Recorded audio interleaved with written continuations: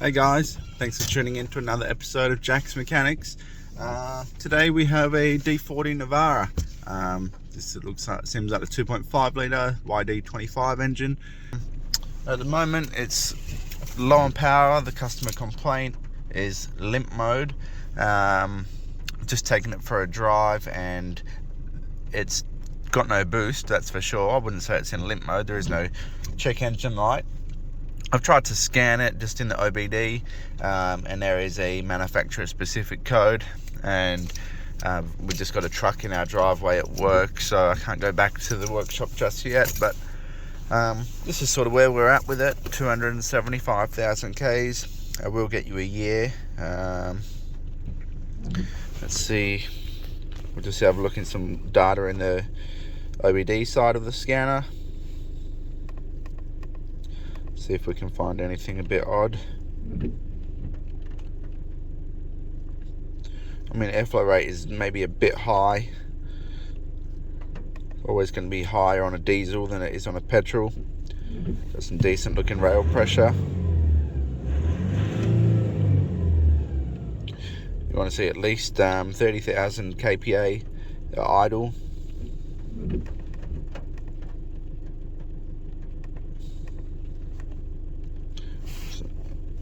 So somebody's obviously been in here, potentially not. Yeah, I need to sort of get back to the shop. There's not really any useful information here. I'll take it for a burn, just around the block. We'll just see what the intake map gets to. Not too sure what it should be at the moment. We'll work that out. But you know, at the moment we're at atmospheric, which is about normal for this thing, and if we key it off and key it back on, that should stay about steady there.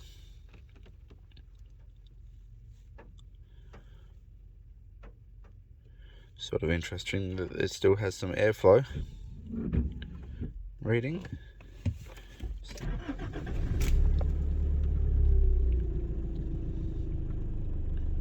Take it for a drive and get some RPM and see what our intake map actually gets to. Like I say, feels like it has no boost, so I think that'll be the path we go down.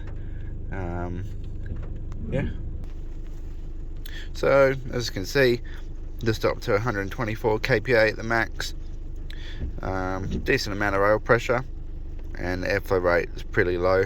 Probably, you know, because we don't have a turbo helping us there, but yeah, not making any boost, so definitely going to be low on power. No smoke out of tailpipe with what I can see.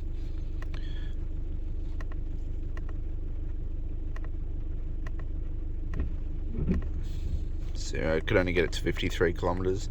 Calculated load is a bit low, 80%. This truck still blocking the driveway, so we'll get that moved out. We'll get in the shop, get the scanner, read this code, have a look in the engine bay. So a couple of codes for the battery voltage sensor, the current sensor, and a code for obviously the turbo boost control actuator. Something wrong with that. We obviously noted low on boost, so that would make sense. I noticed in the engine bay it does have an aftermarket intercooler piping on it. Also an issue with the forward drive switch, I noticed was coming on intermittently. So I've got the bidirectional control on the turbocharger boost control actuator, and down here is our actuator, and on the other side we can see our rod on the VNT and the rod on the actuator. So I've turned it all the way up as far as it wants to go, to 90, and you can actually hear it trying to move.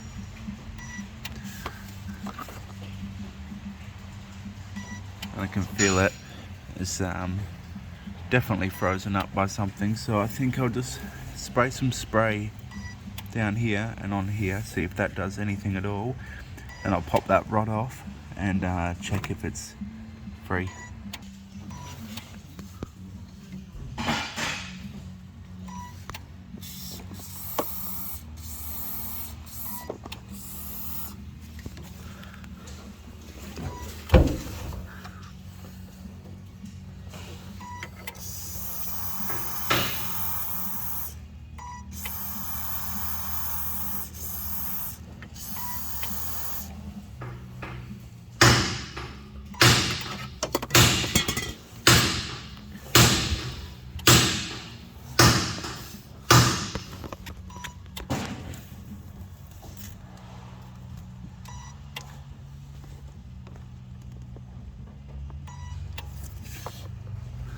Okay, so that didn't seem to help it.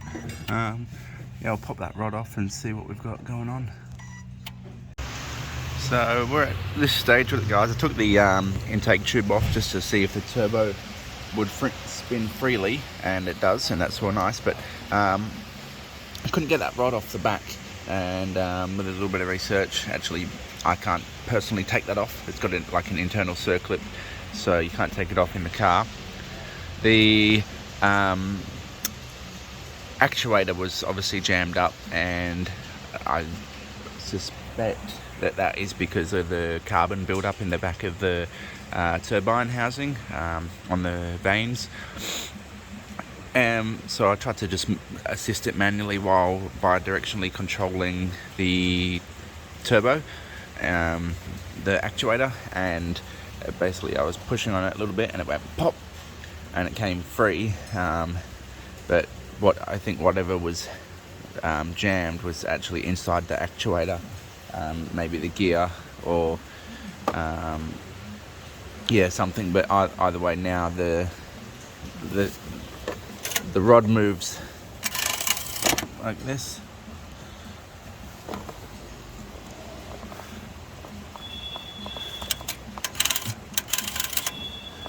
And so whatever was free, whatever was locked up, sort of is now free.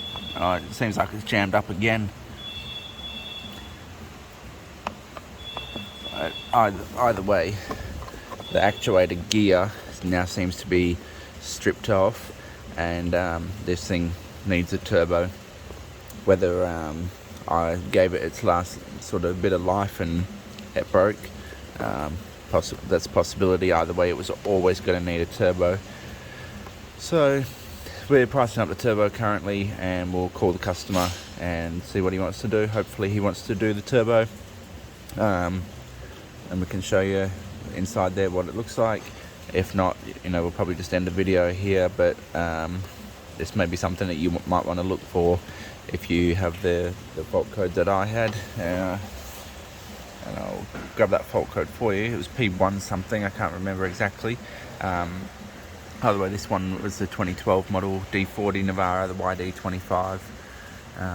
If this is the end of the video, guys, I hope you learned something, learned where the actuator is and how it works and how we can check it with the control. Yeah, sorry, not a very informative one, not a great video, but you know, you might take something away from it. So I hope you did, and if you did, please consider liking the video and subscribing to the channel, and we'll catch you in the next one. So it was a P1020 or a 121 fault code. I'll just show you, I've got the bidirectional controls on it again, and try and move it.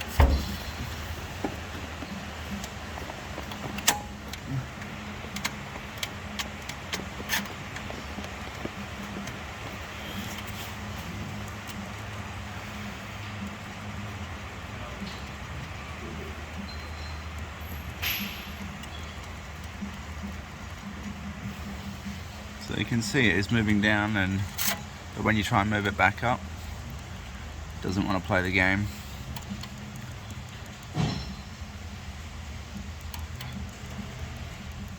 So just moving it down on the scanner, frozen up at the moment.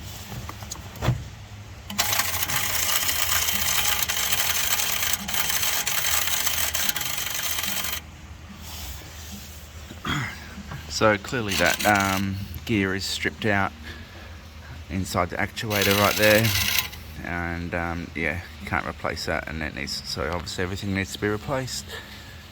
So yeah, thanks guys.